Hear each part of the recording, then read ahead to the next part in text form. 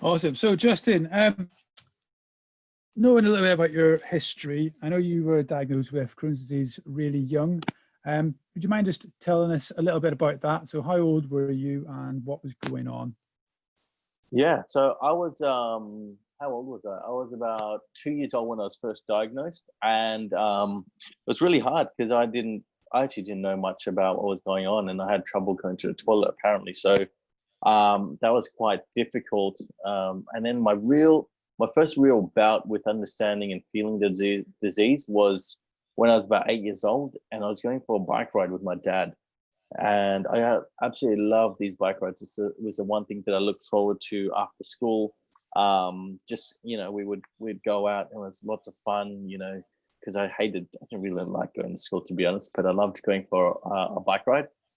And I just remember, like, my bum was so sore. Like, I was just sitting on that. I was like, oh, this is really painful. And I just had to pull over, and I said to my dad, like, I can't bike anymore. My bum's so sore.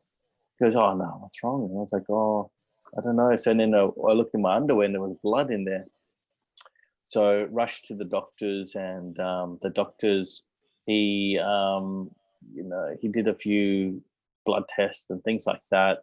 And he looked at my bum, and it was the worst pain ever. He like got his like glove on and put his finger at my bum. It was like, and I was in so much pain that I had some perianal fistula. So that a fistula is just like a polyp or pus in your butt. And so, it's regularly going back and forth with the doctor. And I remember one day just doubled over in pain in the doctor's office, and Dad and him were talking together, and he literally said, I was like, I just want this pain. I just said, I want this pain over, and doctor said, you have Crohn's disease, which is an autoimmune disease. It's incurable, and you can never fix it. And so it was such a painful thing to go through, knowing that I couldn't cure it or do anything about it, which was and he goes, you'll have to take medications for the rest of your life. And I was like, I don't want to do that. All I want to do is have fun, play, be a real cool kid. I wasn't actually cool in school, but I just wanted to go and have fun. But a lot of my childhood, I remember, involved me taking a lot of like toxic medications. Like, I hated medications. Like, these pills were the worst, absolute worst. And they just got worse and worse and worse as I got older. And I even was on like all the different meal replacements, like Sustagen, and they had like Ensure and things like that tasted like crap, to be honest, So I was doing that for quite a long time, and my childhood was very disturbed. So as in, I never knew what it was like to grow up as a normal child. I always was going to I had to go to the bathroom every hour. I had constant bleeding in my pants. I didn't grow to the same height, and I didn't mature as much as the other kids did, because what happens with Crohn's is when your gut is under so much pressure, it diverts its attention from growing as a human being, and it puts it towards just like saving your life. So like, I didn't hit proper puberty probably till I was like 20. Like, I didn't grow facial hair until I was like 19, and but yeah, a lot of my school years was involved. I spent like at least 1 month in hospital a year, so I flunked all my grades. I didn't pay attention to anything in school because I hated going to school, because I just had too much to deal with. I got bullied a lot because I was so small and short. In Liverpool, in Liverpool here in Sydney, it was quite a rough area. So I spent a lot of time just like trying to hang out with the nerds, but the nerds didn't even want me as their friend. So I was just this awkward kid who had super low self-esteem, went to the hospital all the time.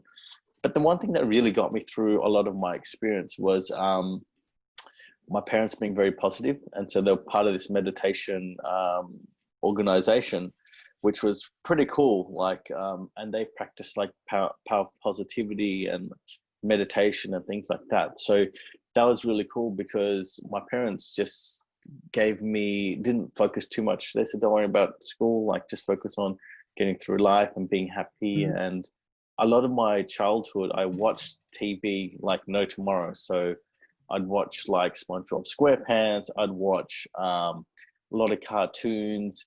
And to be honest, SpongeBob SquarePants really got me through high school. It really got me through through a lot of my hospital experience.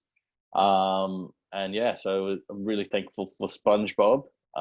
Apparently he recently came out, which you know, it is what it is. I didn't expect SpongeBob to be gay, but hey, look, you know, that's how life is. But yeah, it's interesting, like going through Crohn's and going through a lot of you know, having to manage a lot of the Crohn's through my mental mindset was very important because I was under so much pain, yet I had the ability to be positive and happy a lot, just because of the way I was conditioned from my parents, and having that having the like ability. Well, I didn't know what the concept of what normal was. I didn't know it was normal not to go to the toilet every hour. I didn't know it was not normal to have medication every day. I didn't know it was not normal to have jabbing pains. I didn't know it was not normal to, you know, have these things. So my baseline of like normality was like here. And for most people, that'd be like extreme pain. And for me, it was like normal, you know, so they're probably thinking it's down here, but mine was up here. And so I just got numb and used to things.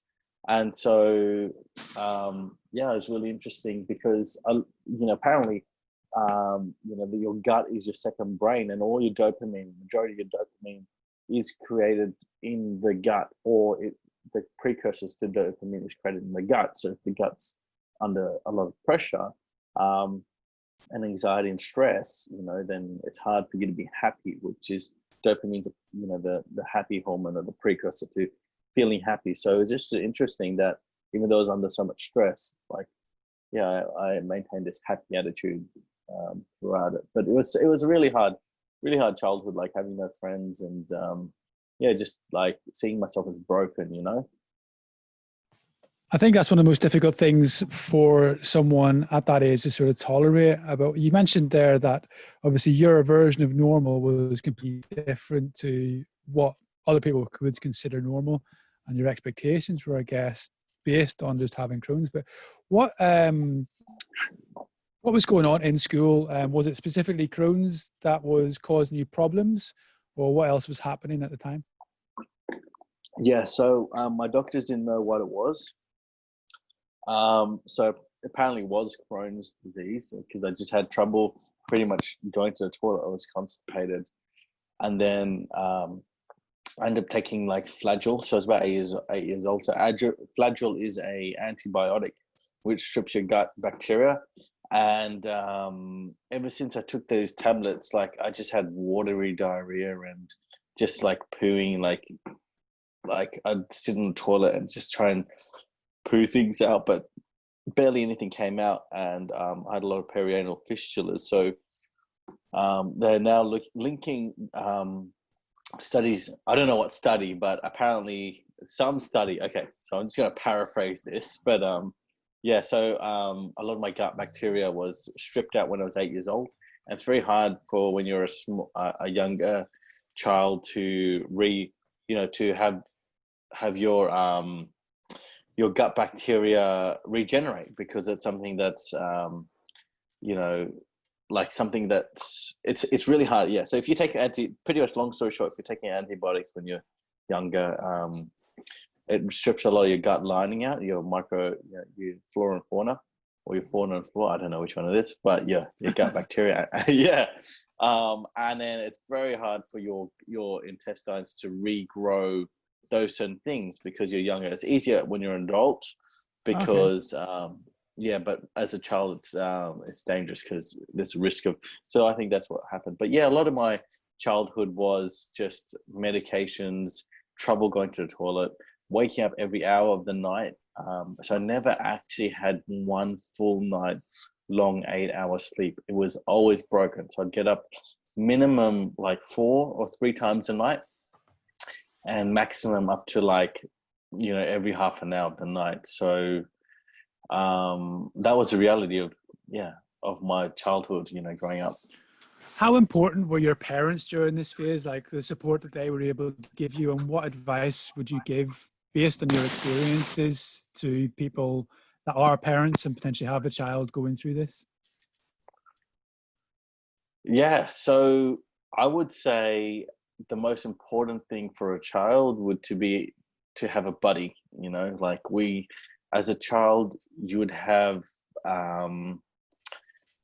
you put yourself in the child situation. They don't know anything, as in they don't know much about the real world. They just want to have fun, play, go out, do their thing. And they've got all these adults telling them this thing, about their bodies. They don't understand, right? And it's really important for them, to manage the child's well-being through, reinforcing positivity, making them feel happy, making them feel that everything's okay.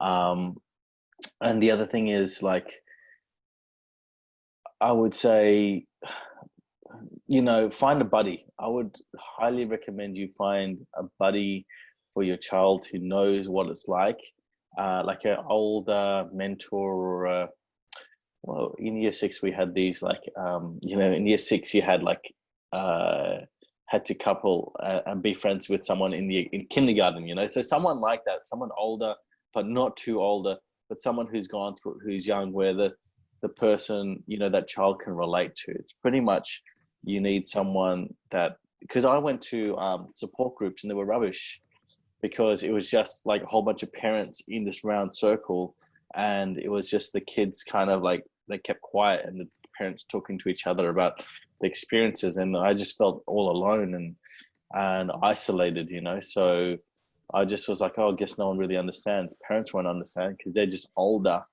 Really needs to come. What was the reasoning? What do you think what was making you feel that much isolation then, even within the support group? Yeah, because I didn't feel like anyone my age had it. I didn't feel like anyone my age knew about it, so, okay, yeah, it's these adults talking about it, but I need another child, or I need someone else to understand it. It's like when I first had my colostomy bag, like when I was going around researching, I was 12 years old, and my dad took me to this to this old man who had a colostomy bag. He represented colostomy bags and Crohn's disease in my mind. He was old, he was fat. That was the stigma, and I couldn't relate to him. I'm like, that's an old person's disease. I don't want anything to do with that. And it was only when I was about 18 or 19 when I saw this guy who did bodybuilding. What's it? His name is Blake. Is it Blake? Blake Beckford? Yeah. Yeah, Blake Beckford, yeah. When I saw him, I'm like, holy moly, this is someone who's younger, ripped, and I could actually relate to him, and I could see myself having a bag like him. So I guess for someone younger, they need that relatability. They need the ability to go, I can see myself in that person, So I would say that's one of the most important parts, is that relatability. So when did you actually end up getting an ostomy? We talked about it when I was 12 years old. They said, we're putting on heavy medication. It's not working. You'll have to either get your ileum cut out, which is your joint of your small and large, or you'll need a bag. And I couldn't fathom having a bag. And I put it off as much as possible. And then I think it was about age of 14 or 16, I can't remember. And they're like, okay, we're going to wheel you into the operating theater, and we're going to either give you a bag, or we're going to give you we're going to cut that ileum and join it. And that was such a scary feeling, because they're like, yeah, you have no option. Like, it's, your thing is your large intestine is so inflamed that you have no option, So I remember they wheeling me. At 14 to 16 as well. That's such a huge sort of impact. Yeah, absolutely. And I still remember the hospital ward. I still remember the day. I still remember the time. I still remember all of it actually. Yeah, so I remember getting wheeled into the hospital, into the theater, and they're like, we don't know, we're gonna have to open you up, So they made a big opening, and they're like, we're gonna have to see how bad the disease is, and we're gonna make a judgment if you need a bag, or if we're just gonna cut and join, And so, it was really hard at the age of 14.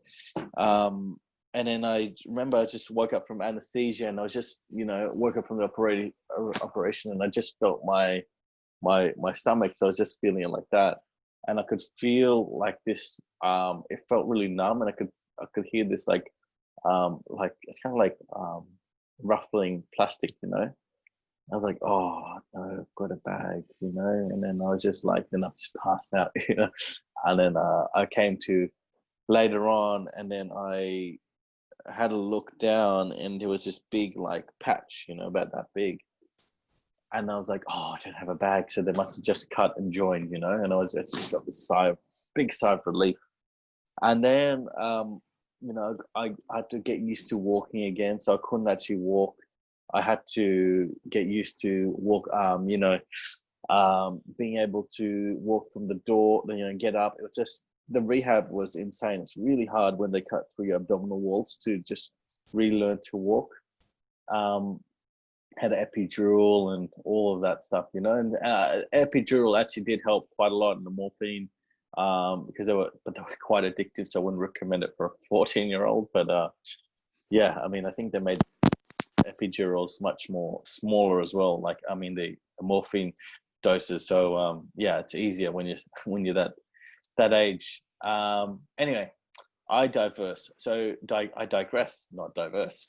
So what happened was at the age of I just kept getting stressed and sick as I grew older, going to high school.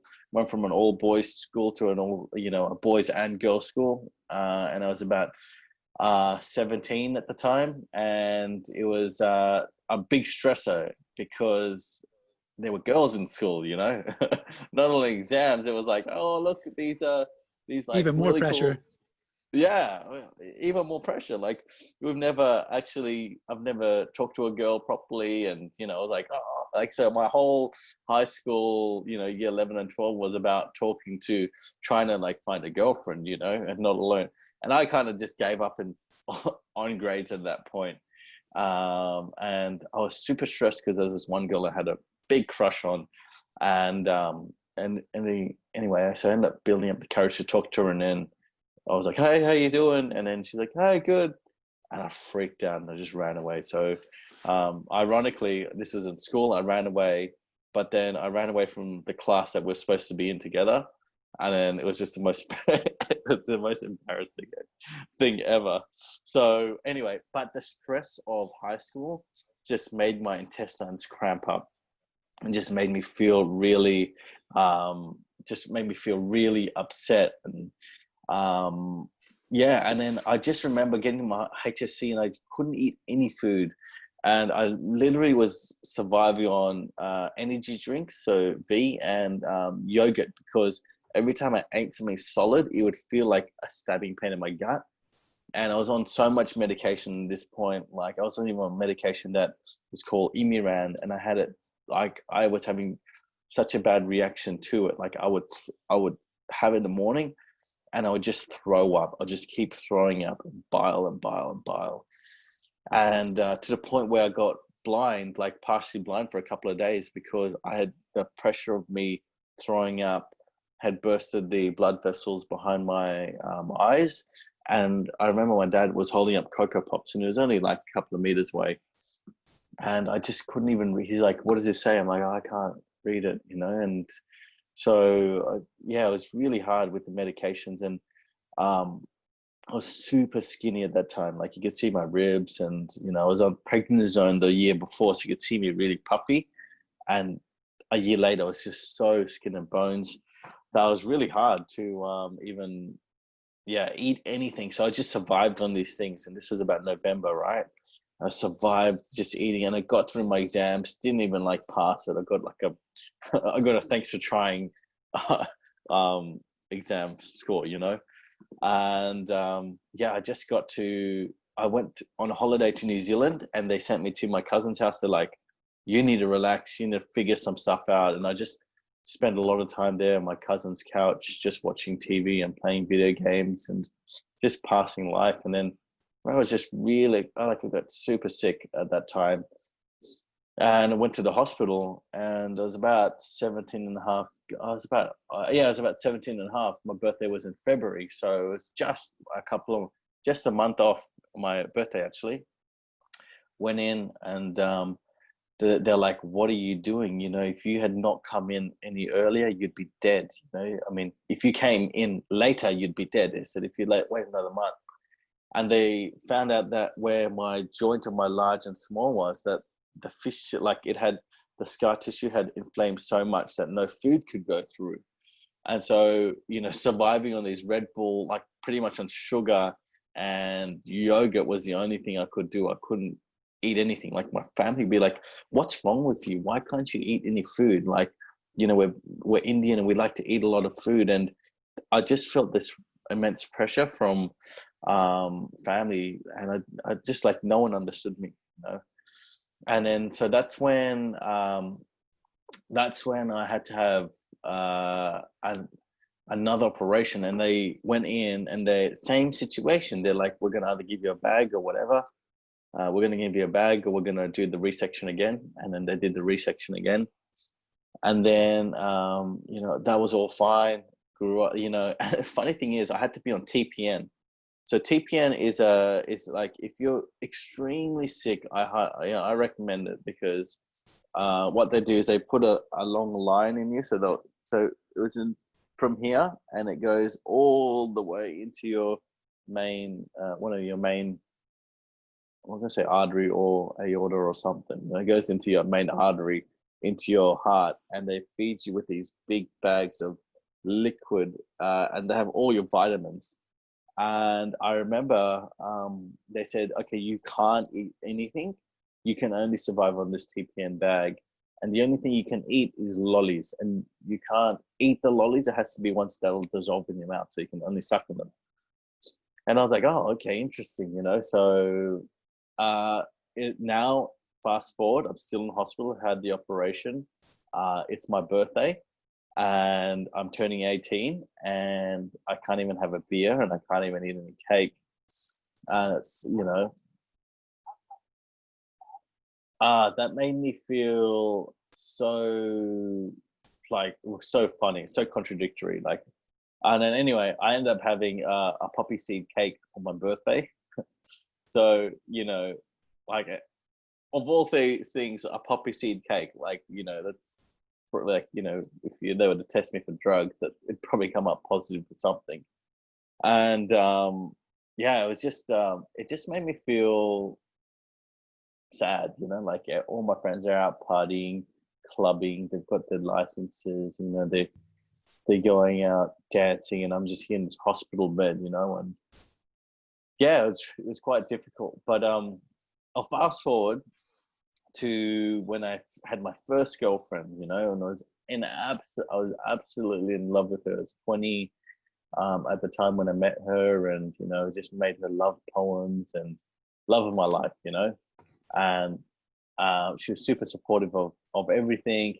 And what happened was, I'm just kind of seeing this common theme of, you know, falling in love and getting sick as a as a common thing, you know, for flare-ups. But yeah, so she was an international student, and she had to go back home, and I wanted to marry her, and I wanted to keep her home, keep her in Australia, but she had to go back to, you know, back to her country, and she ended up becoming a flight attendant for Emirates. So that was quite hard on our relationship, because I was doing the long distance thing, and it was really upsetting to see, you know, that distance. Mm-hmm. And yeah, was she really understanding with you having your disease? Was she on board with it, or is it something you had to hide? Like, how difficult was that for you? yeah, she was quite understanding of the disease. What made it harder was I wasn't sure if she was like I thought she was in love with me, and I thought she thought I was everything. But also there was a fact that she was an international student and she did need a visa, which kind of broke my heart, that my family was so against me marrying her. They're like, okay, so I'm 21. I've got this massive, I'm doubled over in pain. I've been broken up with over text message from my ex. And she's like, yeah, text message, like, come on. And she was in Dubai, and I hacked, I knew her email password, so I logged in and I could see the emails between her and her lover, and she's like, I love you, babe, can't wait to see you tonight. And oh, my little heart broke in that moment, it was just so so upsetting, and just so, yeah, so hard. And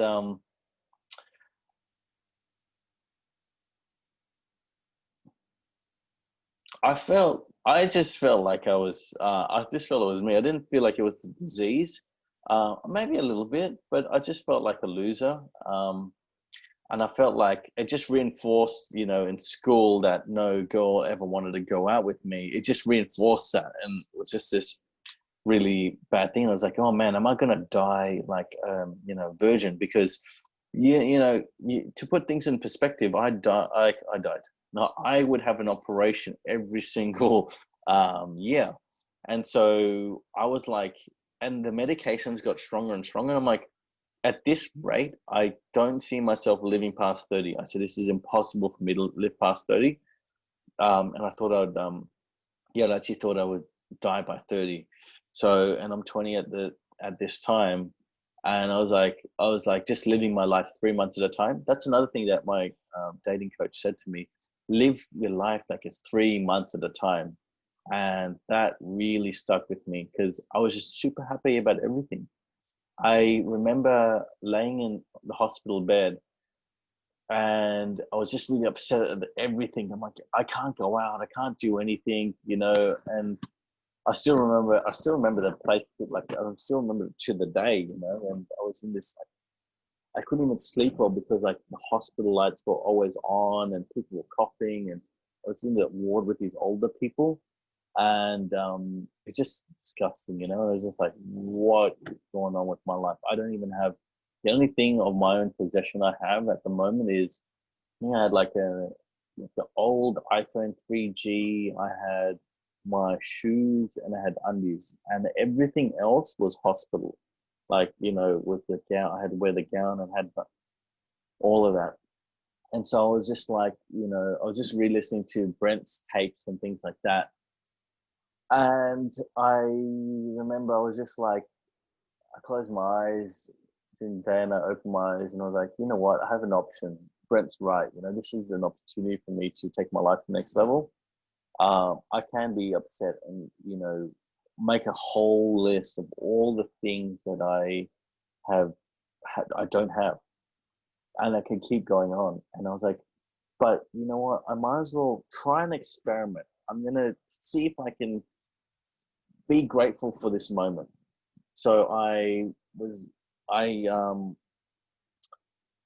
re-looked at things. I'm like, oh, I can be so grateful that dinner's coming soon, So I created this delusional gratitude. Like, oh, I'm so grateful that now that I have my blood lady, she's coming to test my blood, and I got to know her, and my nurse is coming. Oh, I really like this nurse, and everything. I was just super excited by everything. It was just so weird. And I was like, oh my God, I've got like a TV and I can listen to it, and I can just I can put my bed up, put my bed down. I can go get some custard, and this whole thing changed my life, and I had nothing. It took everything away from me. Yet I felt like I had everything. I had, you can't take my level of happiness away.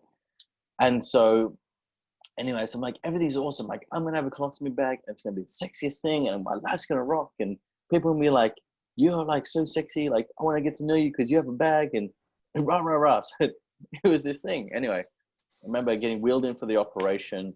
And I don't know, must have been high or something. I wasn't on any pain medication or anything, but some lots of like, I was on like prednisone, lots of prednisone. Prednisone makes you feel like you're on a high. Prednisone makes you feel like just super excited all the time, you know, like it's like, it makes you super emotional, but it makes you super fat and whatnot. But I remember I got a pen and paper, a texture and paper as they're wheeling me in. And I was like, oh, wait, give me a pen and paper. I need to write something. And I drew on a please handle with care and a big love heart. And I put that on my belly, right? And so I'm being wheeled into the operating theater, and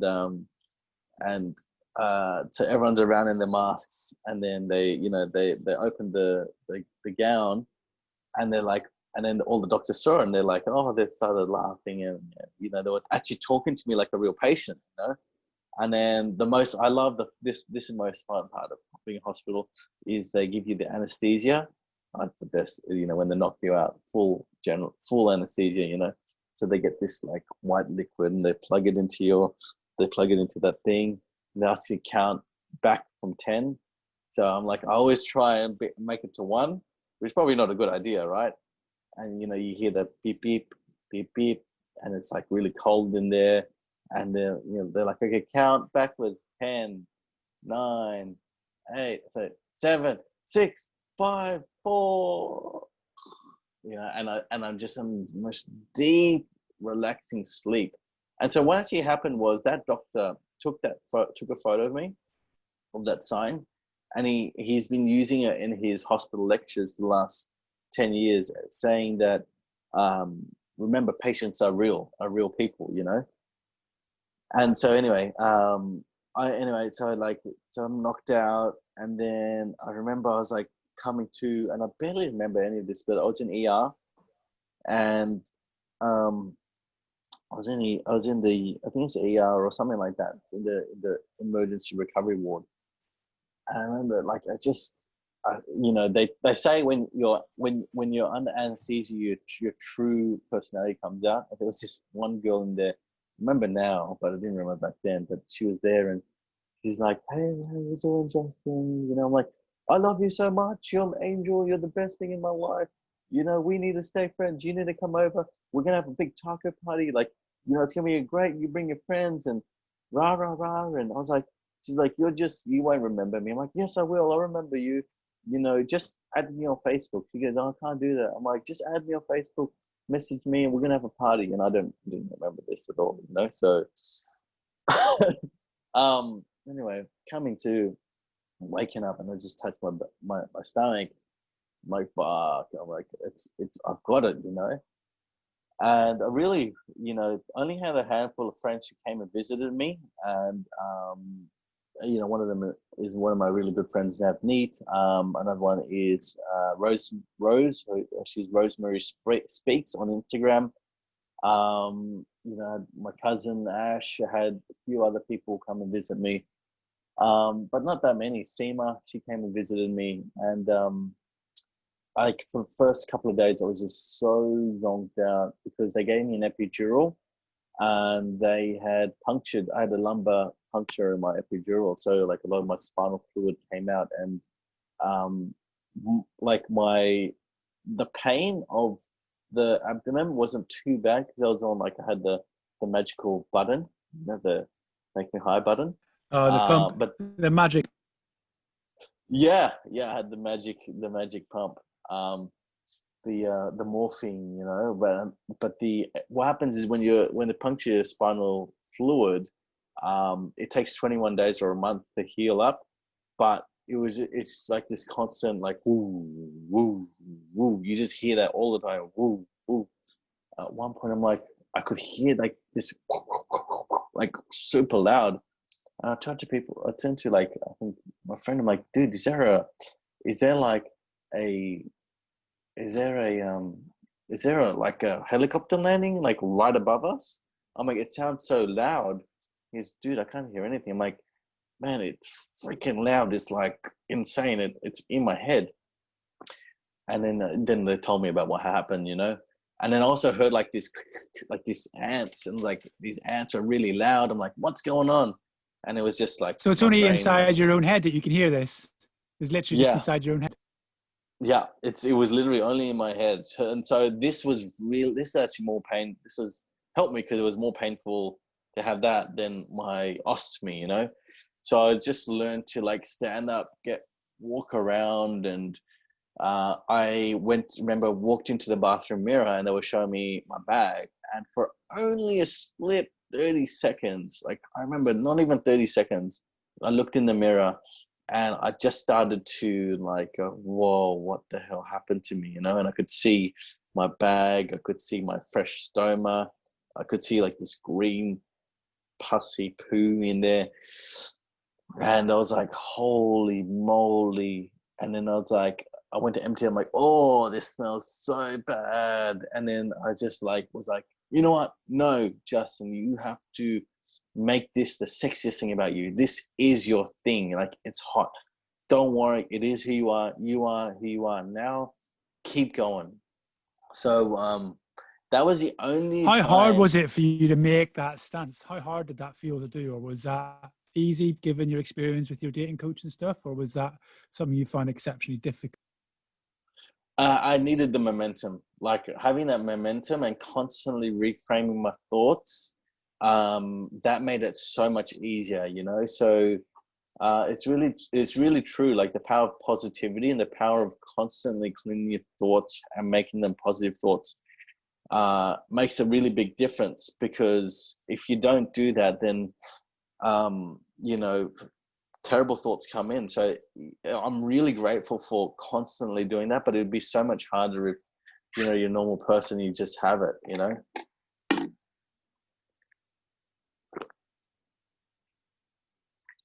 Yeah. So then I left hospital a couple of days later, actually a week later, and they had to give me staples down the middle of my stomach to hold it together.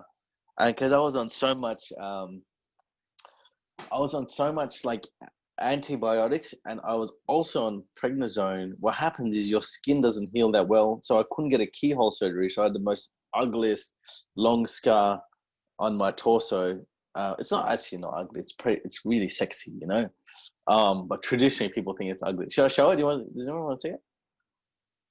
Yeah.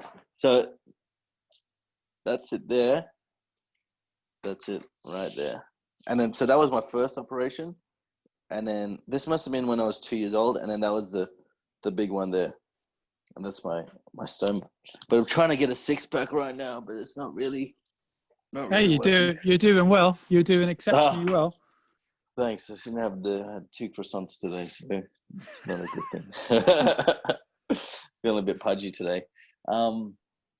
Yeah, so so got home, and so these staples like were literally holding my stomach together, and they're like, you can't have sex and you can't drive and run around or do anything for 6 weeks.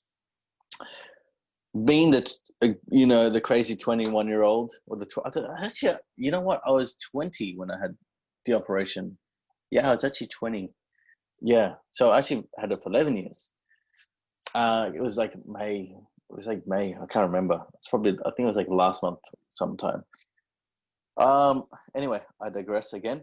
But I got home and I was like, I really am excited and I want to just go and, you know, like I remember the freshness. Mum had like cleaned the whole house and I had my bed. And every time I come home from hospital, the thing I really look forward to is my fresh sheets and my fresh bed and just having a big sleep. And then Mum would make me some like homemade chips, and that was the best thing ever, you know. But I remember I got my car keys and I had a sports car that I had bought in order to like get it was like my first breakup crisis, my young life crisis, you know, midlife crisis, right? It was a sports car. It was a Toyota MR2, so it's a manual car, and I just missed it so much. I'm like, no, I need to drive this. So the first day I got home, had the sleep, got up, got in the car, and I drove it around the block, and it was the worst thing I did. But I don't really resent it. But it felt really good to drive my car again, you know. And I got back home. I'm like, oh, I am in so much pain. Why did I do that? It was stupid. But yeah, it was all good. Anyway, whatever. My recommendation is not to do anything stupid like that. But if I had an operation, I would probably do that again. You know, but yeah, I started getting hernias and started getting stuff as a result of it. But I won't get into that. But yeah. And then what happened? I'll just keep talking about my story. I started putting on weight, you know, and I started getting a bit more healthier. And the stoma, you know, having a colostomy bag gave me my life back. And you know, I was still on like some heavy medications, but you know, I got a wind off those ones. And my last medication I was on was like infliximab, which is that one where they, you know, they inject into you for, you know, every 6 weeks. But then I started building antibodies to it. So it was like, there's no point you taking this because you're in clinical remission. Your Crohn's is not active, and you're feeling much better. And there's no point you actually wasting this drug because it's your body's just fighting against it. So let's just monitor you for the first time. You know, for the first time, I didn't have medication. It was great.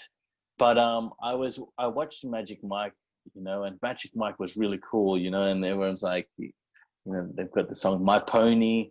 I was like, oh, this is really cool. I'm like, I'm gonna make colostomy bag sexy. Like everyone needs to know how sexy it is, that it's not that bad to have, you know.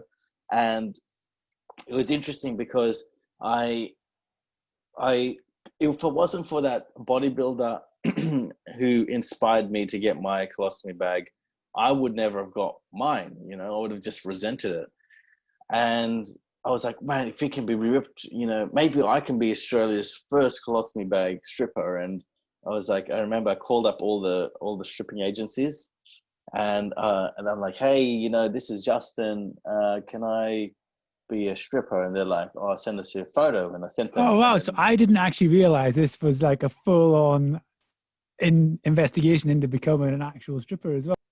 Yeah, I watched Magic Mike, and I was hell bent on being on stage. I think there's nothing like, you know, your spirit when you're like in your young 20s and that eagerness to just like prove it to the world. Some do it in a business way, some do it in gym way. Mine was like with just to prove my self-esteem, and had a lot to do with like even like all the dating stuff and all that, you know. I'm so grateful for going through all the dating stuff because it worked so much on my psychology and change, and I just molded who I was. But I was calling up all the, you know, all the people. Like I was just like, you know, called Sydney Hotshots, nah, Chippendales, nah, you know, Wild Boys Afloat, nah. They all laughed at me. They're like, oh yeah, maybe just go to the gym for a couple of years, mate, and just put on some size and then call us back. And I'm like, you know what? No, like I am not gonna take no for an answer. This is happening. I'm gonna be like Magic Mike. Like I need to do it. So then I was like, okay, let me think. I was like, oh, maybe I can just start doing pole dancing. Pole dancing is a way where you can meet girls and do all this stuff. And then I can like say to like the strippers, like, hey, look, I know pole dancing. So anyway, I called up all the pole dancing agencies, you know, called up, you know, Susie Q. They're like, nope, we don't want to see you.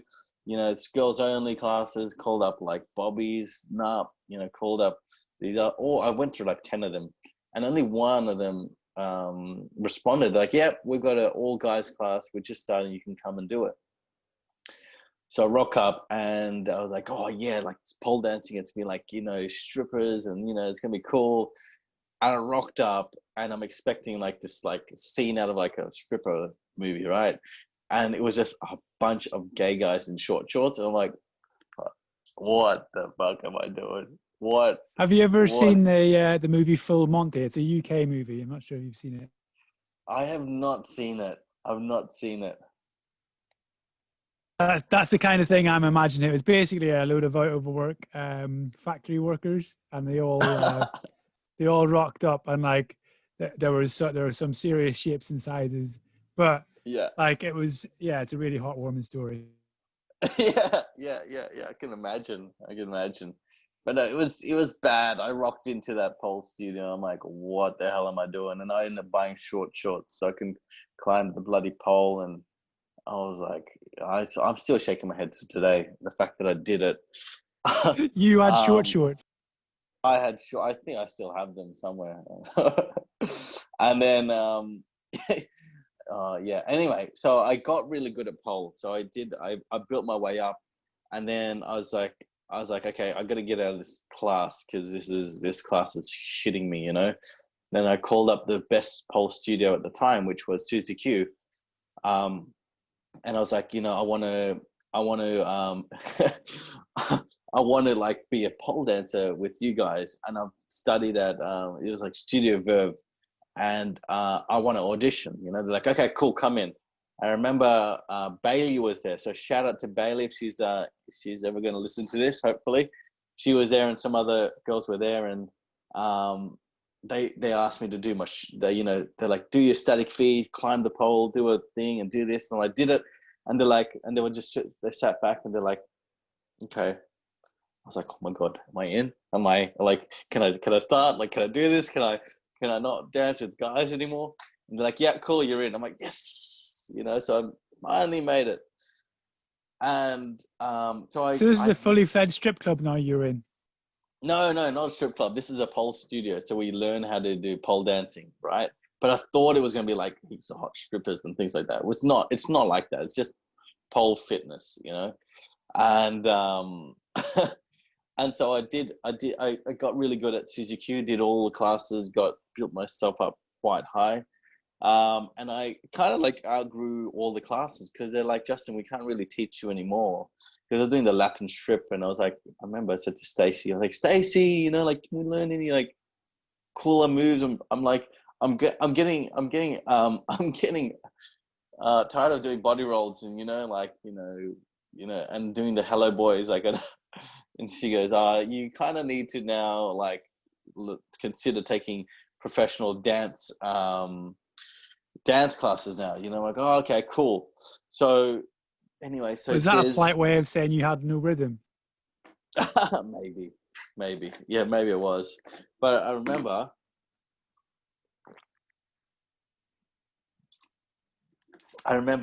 there was one point where I had to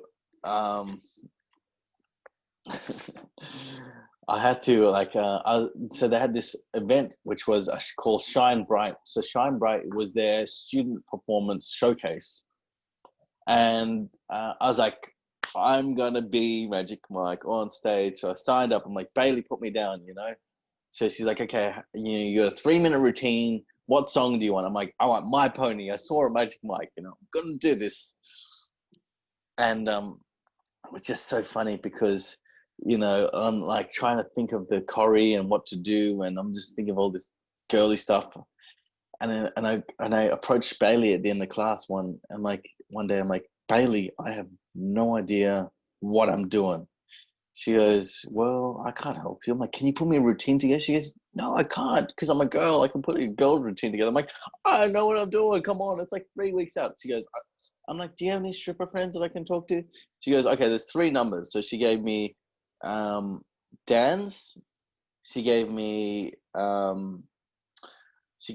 She gave me I think Lucas Wilde, and she gave me Darren's, right? So I called all 3. None of them answered. You know, and one of them, Damon was like, I'm busy, I can't teach you. I'm like, okay, whatever. And then Daz called me back, and he's Darren Daz, you know, he's like, yeah, no worries, mate. You can come over and I can put your routine together. Just come to this address, you know, at 8 p.m. and on a Thursday night. I think it was a Wednesday night.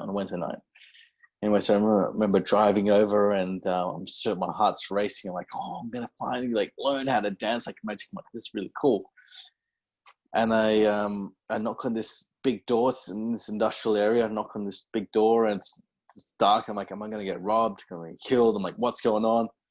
And this giant figure emerges as he opens this door, and this waft of incense comes in. I'm like, whoa, what is this? Like I'm like a bit yeah. Darren is the man. And Tommy knows Darren. And I was just like mesmerized. I'm like, oh, who is this guy? You know? And he's like, come in, mate, have a seat, you know. And I sat down with him, and we started talking for a while. And I told him my journey, and he was just kind of like, he was just sitting back for a while. Maybe, I don't know, this is how I remember it. He'll probably tell me differently, probably remembers it differently. And so he's just sitting there, and I'm like telling him about my story about Crohn's and how I want to dance. He goes, all right.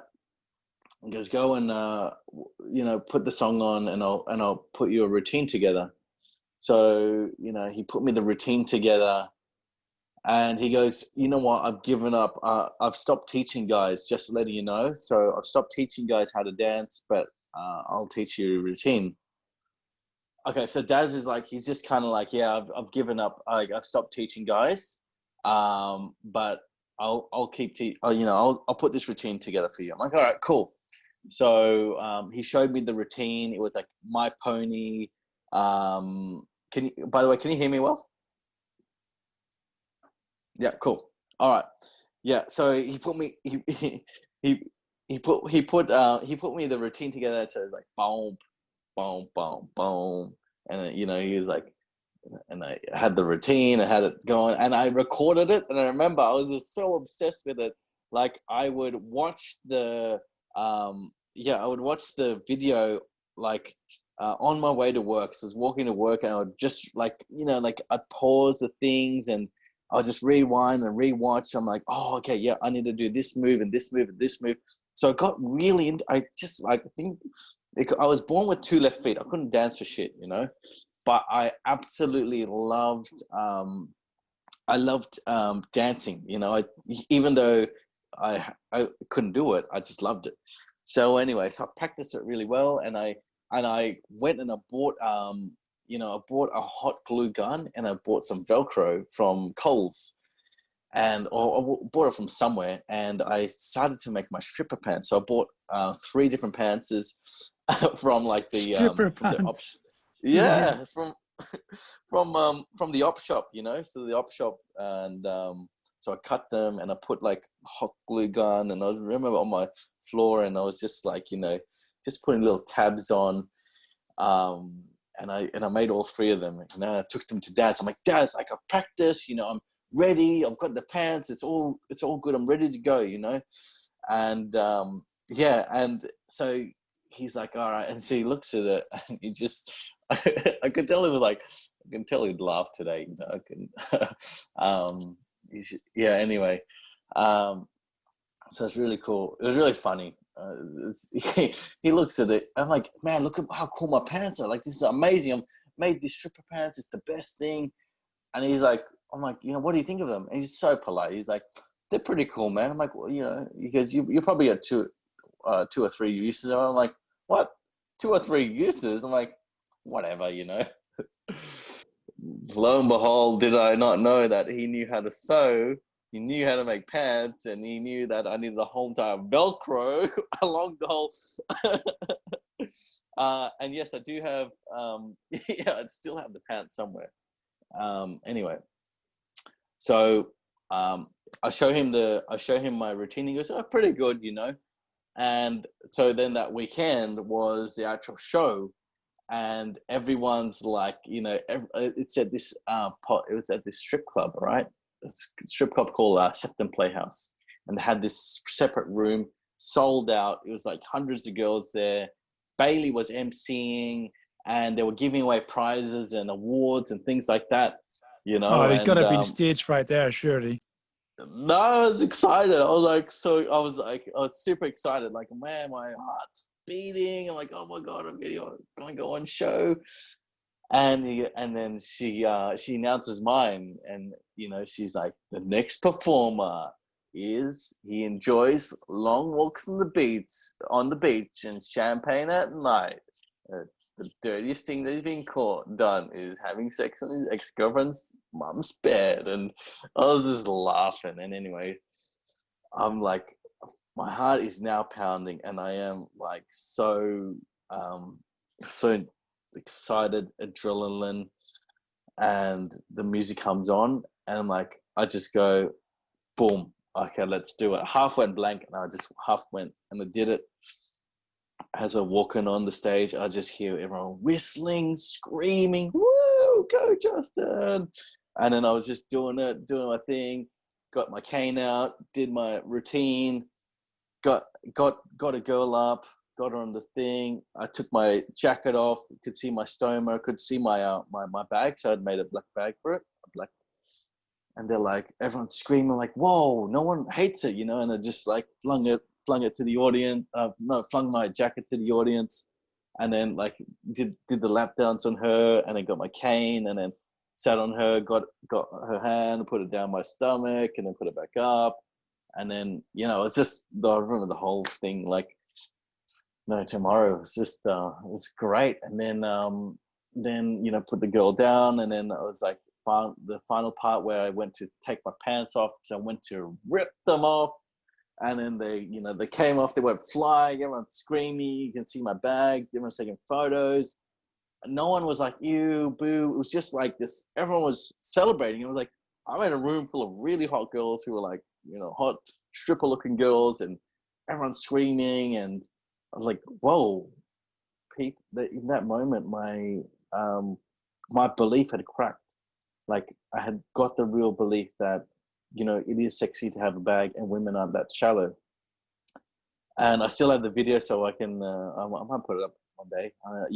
Yvonne's seen it. I think our little our Crohn's colostomy ostomy community's seen it too. So I should post it live. It's just So it cracked open. I was like, whoa, holy shit, this is different. And that was it was like a real big turning point, because it really was the sexiest thing about me. And Brent Smith was right. He was like, your no, I did not throw my bag into the audience. Yeah, I should post the video. Imagine that would be funny. But so it was really cool. And then I was like, wow, women actually aren't that insecure. And it really destroyed my belief around it being unsexy. And then I went to Daz, and I was like, Daz, you got to teach me more, check out this video. And he was like, oh, it's pretty good. Went back to him, and I was like, man, teach me more. He goes, oh, I've kind of given up. Anyway, so I was like, no, teach me. So then he taught me. And then what I discovered later was that he had given up because Sydney Hotshots had, he'd just been like overtraining guys, So he started training me, and then we started I started getting really good. Then we opened, we started opening this thing called like Mr. Stripper, and then I was like co-teaching as well, and that was really fun. And I'd go with him to his jobs, and then hanging out with Daz, I just realized something, that he had this different energy and different vibe to him, and he actually got me kick-started on my health and wellness path, because I looked at him, and we looked at like the same age. Like I was like late mid-20s, and he looked like he's maybe just early 30s, and he's actually much older than that. And he taught me about healing, energetic healing. He taught me about diet. He taught me about relaxation. He taught me about a lot of these things. And and then it really transformed me, because that really helped me start healing my Crohn's like on a deeper level. Yes, I had, my Crohn's wasn't as active, but I was very inflamed. I was very sick, very tired, getting sick all the time. And, he taught me about a lot of things. So I'm so grateful, and everything I know is thanks to him. And who I am today is thanks to him. So me and Daz became best mates. So we're still best mates. And we're constantly talking, and we're constantly throwing ideas to each other. And me and him could talk for hours. I mean, like one day we talked for 12 hours straight. Like I used to go with him to his jobs and just laugh. And he's an incredible human being. And this is the guy that taught you to dance? Yes, he taught me to dance. Yeah. It's a little bit like a Dirty Dancing story, isn't it? Yeah, well, he is the godfather of the stripping industry. Like he's the best stripper in Australia. So yeah, my fruition of like, I want to be the best dancer came. It didn't come true, but a lot of guys said, oh, you know, you're really good and blah, blah, blah. And I actually found more fun going with him to his jobs than actually doing the shows. Like I remember I went and did a few shows like out at like, Newcastle Way and on, part of group routines. And I was like, oh yeah, just, it's more fun. Like, you go with him to his jobs. We get to chat on the way. We're going to laugh about things, go there, set up the music. Then like he'll do his show and then he'll look at me and I'll look at him, like when there's something funny or something, something bad that's going to go down. And it's just built this deep, this mateship. Like I kind of know his back and know what he's already thinking. But yeah, so that then we started talking about spirituality and healing, and that's when I started really getting into like my mind and figuring out about trauma and thinking about just really being in alignment like a tree. So we always had like all these big discussions about health, wellness. And one of the great analogies I see I came up with the other day is like, we're like, Crohn's is like, your life with Crohn's is like a tree, right? You're the tree and your symptoms are the leaves. Your leaves start wilting and your leaves start falling off and dying. And it doesn't die for no reason. It's because of who you are. Like you got to look at the trunk of yourself and go, am I the most alive or am I wilting? Am I in the best environment or am I in the worst environment? And things really get heightened when you're really sick and when you don't have that ability to handle stress. So we talk about stress being a really difficult thing. And I really learned how to, like with the dating stuff, to reframe stress, reframe all the things into being the positive opposite. So then I started like going into doing like I started doing things like child regression therapy, dealing with my insecurities, journaling a lot, figuring out my beliefs, and so I went from like, everyone went into biohacking my sleep and my food and all of this stuff, and now I'm like, the man I am today.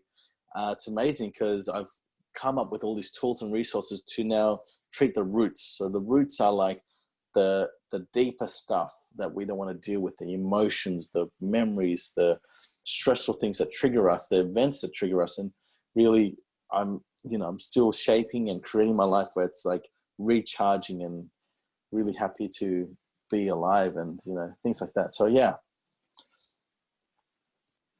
Yeah, that's incredible. It's an incredible story. I think I really like just the epiphany of basically getting naked on stage in front of a room full of attractive girls. Broke the stigma for you was unbelievable.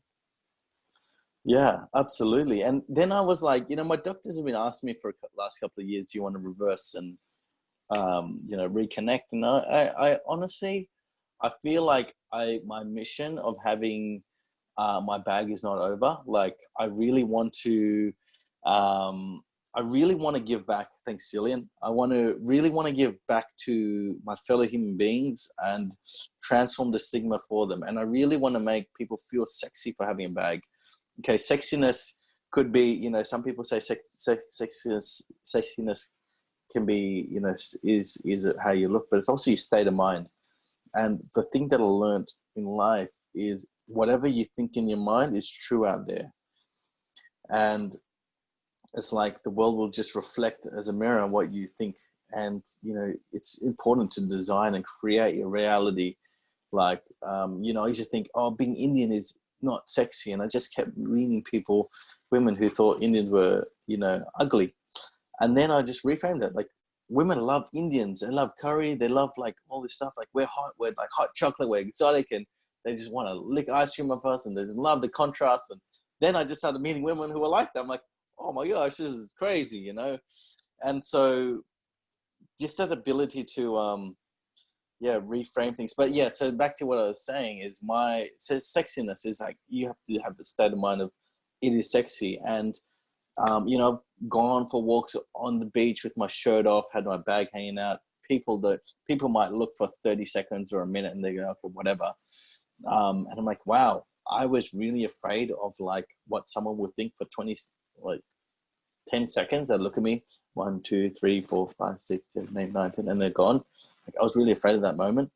And it's like, it's this thing that I actually learned when I was going through my dating thing, because I got used to going and talking to girls and just saying these lines because I didn't know what to say, right? I was just really young, and I, had to rely on lines, but I got used to feeling that adrenaline and going, no, it's okay. The fear and getting, so same thing. It really helped me with my, walking down, people would look, whatever, it doesn't matter. I don't care. But then a lot of people were drawn really close to me, and I only had 2 people in my life, like met hundreds of people, hundreds and hundreds and hundreds of people, thousands of people see my bag. I've only had 2 negative reactions from it. And it was just like 2 girls I knew, and I told them off. I'm like, look, I'm your friend. And if you don't love me the way I am, I don't think we should be friends, because this is the way I am. And, if you're more shallow than that, that's fine, but I don't care. I don't want to be your friend then. And then they really apologize after that. And they're like, oh, I'm sorry, Justin. I didn't mean it like that. And rah, rah, rah. So back to the thing, my mission is to reach 1 million people, to make them see that ostomies are sexy. It's sexy to have a bag. And I've been trying to compete for the last 4 years, bodybuilding, but it just kept getting like, I tried doing it as a vegan. I kept injuring myself, or I'd just like be too stressed at work. I'd have too much pressure on to actually do that. But my mission is 1 million people affected, seeing it, going like, it's sexy. I can have a girlfriend. I can have a normal life. People are not going to judge me. And that's what I really want to do, because it's not, I could have my reversal. Who cares? Like, I actually feel okay, this is going to sound really weird, but I feel sorry for people who don't have a bag, because like, you got to sit on this disgusting public toilet seats. You got to like, you got to do like, you might have like diarrhea. You got to think about like bum rash. You got to use toilet paper. You might run out of toilet paper. You got to think about like, being constipated, the pain of constipation. You got to think about like, if you're on a long road trip and you need to use the bathroom, you can't just empty your bag anyway. You need to find a place to stop. If you're in the line and you need to use it, you can't go into disabled toilets to use the toilet, unless you do have like the can't wait card. But yeah, that's, I really think having a bag is awesome, because you can like do a poo real quick. Like, if someone wants to play a fighting war, you'll always win, because you're like, I'll open my bag, motherfucker. No, like shit on the table, and then another thing, you're always going to get top trump on that. Yeah, exactly. No one can blame me for a fart. My butt's clean all the time. I don't have to worry about toilet paper. I can skip a line in the club and say, look, I need to go to medical appliance. I need to go. Don't do this, by the way. Don't use it to get in the club, but I used to do this. And they're gonna let me in the club, so skip the lines. It's awesome, when girls see it, they're like, if I'm getting intimate with a girl, and they're like, oh, it's like, hey, you're right. Every time, like every girl I've been with has always said, are you okay? Does it hurt? Should I be careful? No one I've been intimate with has been giving me a negative reaction. Like, even like girls I've had like one night stands with, they're like, oh, like, is it okay? Are you fine? Like, and I'm like, no, it's fine. So I'll just like I'll just hit it with my hand, and it's fine. Like, even in winter, it's the best, because it's like a hot water bottle, because when it fills up, like, you put your hand on your bag and it's like warm, so it's like a hand warmer, it's just like, yeah, it's the best. So I really don't know what people think the issue is with having a bag. I honestly don't, because the actual reality, so I'm not saying the made up thing, the reality is people don't care, and people are so they're so kind, and they're so considerate, and they're so caring, that if someone is a dick about it or a bitch, then fuck them. Who cares? Like, you don't want to have those people in your life anyway. Next, And not from it's just, you don't need those people in your life, but those people are few and far between. And it really depends on how you perceive life, because if you have a negative view on life, you'll just keep attracting negative dickheads, and you'll just keep, they'll keep being there, and you can tell them, hey, look at my hand warmer, motherfucker, like, whatever, but but you just don't want those negative people in your life, because they just bring you down, and you want kind, caring people, like a beautiful garden, So, and the beautiful thing is we have Instagram, we have a lot of connectivity tools. Like during COVID, we created this amazing group where, Johnny, you and I connected through this group that we created, where we do Zoom calls, and we're actually talking live to these Instagram, even Crohn's mommy, like Crohn's mommy and Ostomy Jack, like everyone on this call almost is part of the group, Adam, Sam as well, shout out, big shout out to Sam. Like we have this collaboration. It's really cool to like really connect on a human to human level, not on just a social media, like see your post. It's really cool to, just have that connection. So yes. Yeah. Yeah, I think it's one of the best things to come out for me this year is just expanding our community and interacting with so many more people and getting the opportunity to do things like this and help raise that awareness, reduce that stigma, make people realize that if you do have to have surgery with IBD, it's going to be okay. I've got a couple of questions because I'm mindful it's getting quite late in Sydney studio right now. Good. What was the hardest thing in your opinion, or is the hardest thing in your opinion about getting or having your ostomy? The hardest thing would be just for me, it was just those, for me, it was actually getting my catheter removed. That was the hardest thing. Like, I hated getting my catheter. I don't like that. So that's the hardest thing about my ostomy. And then like manually having to remove the staples myself, that was hard. Recovery, you know what, you're gonna have to recover from it. But apart from that, I can't see anything being hard about having an ostomy. Honest to God, like I don't see anything hard about it. I mean, like if I shit myself, it's fine. I just get a new shirt, clean it up, have a laugh.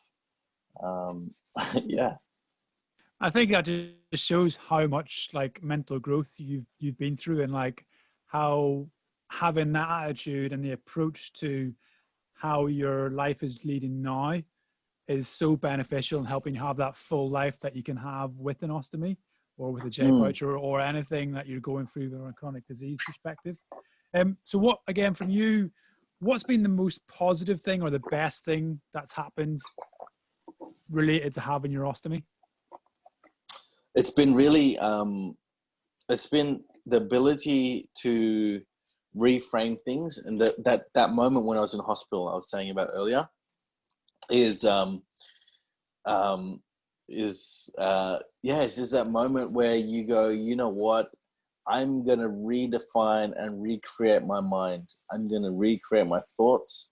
And that was the most positive thing that's come out of it for me, Was that the question? I mean, like I see it sexy too, it's like, it's a cool conversation starter. Like if I'm on a dating app or whatever, or, if I met a girl and I'm worried about, this is a cool tip, by the way, a pro hack. If you meet a girl and she's, you're afraid of cracking to her that you've got a bag, what you do is you say, oh, follow me on Instagram, by the way, I'll message you there. And then they get to see your whole profile and they go, whoa, look at all the followers. You're so inspiring. You're so amazing. Like every time, even on the dating apps, when I give people my Instagram, they're so lovely. Like women like, oh, like that's so great. Like you're so inspiring. You're so moving. You're so touching. Like that you're so good. And I'm like, this is my wingman. Thank you, Ostomy. I really appreciate it. You're the best. Good wingman. What was that? The question? I don't know. What was the question? Mate, the question was, what has been the best thing about having an ostomy? And I think you've answered it perfectly. Allowing you to have that ability to reframe how you look at things. Again, it's such an important thing. But yeah, that was the question. I think you've answered it the best I've ever heard it. Heaps. Oh no, heaps of things. So, you know, like it's everything, like, you know, dating, you know, eating. I can beat anyone in an eating competition because I don't have a butthole to stop me. So I will keep eating. So anyone who wants an eating competition, I'll beat you. Yeah. And meeting you guys, like I know now that I have such a amazing community of friends over in Europe, that and in America, and when I come to Europe, when this stuff is over, I know I've got a place to hang out. I've got friends to stay with. I mean, you guys are like my family now. So yeah, like it's really touching, you know. I can't wait to meet you guys and hang out and have a beer and have some laughs and go do some fun stuff, you know. So it's really exciting that, yeah, like that we get to, I've made friends because of my bag overseas. Like, how insane is that? I went from, you know, being a child who was in a support group, you know, back when there was no internet, being so lonely, to now having so many friends across the globe that I'm so connected to, and they understand me on a much more deeper level than any of my family would ever understand, any of my cousins, and they wouldn't even want to get to know that part of me, you know. And you guys all, like, you know, are so like touched, moved, and inspired to meet and care about me. It's like I feel like we've been mates for years. I feel like we're just on video chat because we haven't seen each other in a while, like face to face, you know. And yeah, love you too, Crohn's Mummy. Love you too, Yvonne. No, it's brilliant, mate. And Yeah, you know, it's heartfelt. I think everyone who's watching in and everyone who's part of our Ostomates groups feels exactly the same way about yourself and everybody else in the group. It's been amazing just seeing how much people have positivity in their lives despite the adversity that others might consider. I've got to wrap it up a little bit now because I can hear people moving around in the house and getting a little bit agitated. So I'm going to wrap it up with the thing that I usually do, where I rob Lewis House and ask you, Instagram's gone, all your social media stuff has disappeared. yeah. What 3 life lessons would you like the world to learn from your life? So what 3 life lessons would you like to be learned from you? Yeah, okay. So number 1, who you are is not who you are going to be. So you can mold yourself into who you are. Literally, you can mold yourself physically, almost physically, like, but mentally you can mold yourself. So if you are depressed, or if you're going through, I don't even call it depression, I just call it a series of thoughts that are negative linked together. You can change who you are, because I changed who I am, and I evolved who I am into like a beautiful butterfly. So look at yourself like a cocoon, you know, and you're just now recreating who you are. So or look at yourself like a computer. You know, when you get your computer, you got your Mac, it's already got a pre-installed things on there, pre-installed things that you don't like, you know, all the things that slow it down. You got to remove those old programs, you know, uninstall the negative beliefs, and now install the new ones that make you feel better, make you feel happier, you know. So that's number 1. Number 2, I would say, is whatever happens in your mind is reflected out there. So if you start filtering out and you say the world is evil, then you will start getting that same, you know, that's always, you know, it's a reflection of your internal state. And the third thing is, I would always recommend to look at the silver lining of every situation, because there will always be a silver lining. There will always be a positive opposite to everything. Even like, you know, as I was abused when I was younger, and there was positive things out of it, because it made me go, hang on a second. I challenged myself, and I'm like, no, I'm gonna like do something about this. I'm gonna make myself into a better person. I'm gonna now like figure out how I can heal that traumatic thing about me, you know. Or like when all the kids bullied me, you know, at the moment I hated it. At that moment, really hated being bullied by everyone in school. And then the best thing about it was that it it got me to go, you know what, I left school. I'm like, no, you know what, I'm going to figure out how to be so cool that everyone wants to be my friend. And now I've got too many friends to the point where like I find it's too hard to keep up with people. And people go to me, Justin, you're like, how do you know everything? You know, you're so creative, you're so inspiring, and blah blah blah. Like I'm like, I don't know. I created who I am. So I had to manually create myself, and I was like a robot. And then it integrated into me, and that was the most best part, because I stopped going out trying to inspire people. And I was like, because I secretly, so the fourth thing is, I would say, right, the fourth thing I would say is stop trying to look for a leader in other people. Like I wanted my friends and my dad to be the dad or the friends that I always wanted, and I always shoved things down their throat. Personal development, you need to lead this, you need to learn that. And secretly what it was is my inner child wanted a leader, and I had to be that leader for myself. So you have to be that, figure out how you can be your own leader. You know, that's the fourth thing I would say. I mean, as always, they are beautiful and really powerful. It's like redefining yourself. The world in which you live is a reflection of yourself, and being your own leader, I think they're really good totems to sort of live your life by. I just like to take a second before we wrap up to just appreciate yourself, and like thank you so much for coming on, to agreeing to do a live stream, the hiccups that entails as well, and coming on so late in Australia. But also just thank you for bringing the sexy back to ostomies and IBD, and also just being the inspiration that you are to our community, and just always having that human touch, being kind. It's been such a pleasure knowing you today, and having you on the show has been awesome. So thank you so much. Oh, thanks, Johnny. Thanks for having me on. I really appreciate what you're doing, and yeah, I love I love ChronsCast. I love what you're creating, and yeah, you're a really hard worker, brother, and I really appreciate all the work you do within that community. It's like it doesn't go unnoticed. You know, you do a lot of stuff in the background, and you are quite busy with your family and work, and your love for us is like insane. So thank you so much, and thanks for having me on.